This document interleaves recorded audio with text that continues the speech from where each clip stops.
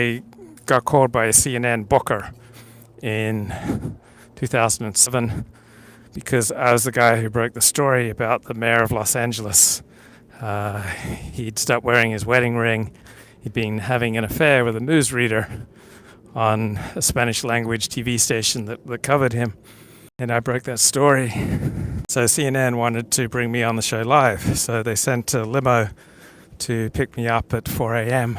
And I got into the CNN Los Angeles studio on Sunset Boulevard about 4:30 a.m. And then they said, we're moving the interview back till it's not going to be live, it's going to be taped. And when we do the taped interview, I didn't get to see the woman anchor who was asking me the questions. That's by design, so that you're kind of on a defensive. And I noted that it was well known among journalists that for many months the mayor had not been wearing his wedding ring, but that journalists were reluctant for various reasons to report on the mayor's dissolving marriage, because they wanted to support the first Latino mayor of Los Angeles in over a century, that they generally agreed with his politics, and so they were protective of Mayor Antonio Villaraigosa.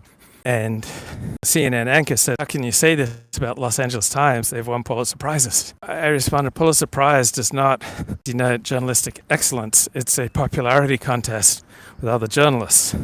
So New York Times journalists who lied for Stalin and covered up the Holodomor, the Ukrainian genocide, he got a Pulitzer Prize. You had, Janet Cook of the Washington Post, who invented a story about drug addict kids who were born with drug addictions and stuff.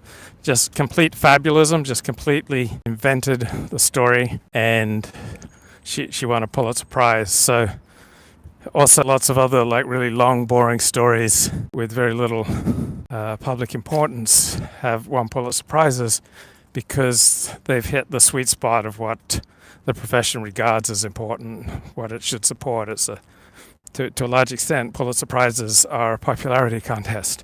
So CNN did not end up using any of my interview, to the best of my knowledge. So I got up at 3:30 a.m. for no reason, go in, because they didn't want to hear me criticize other journalists. They didn't want to hear me point out that other journalists were aware of the same story I was, but that the journalistic profession in Los Angeles had covered up for the mayor over the previous 6 to 9 months, because they didn't want to break any embarrassing story about the mayor's marriage.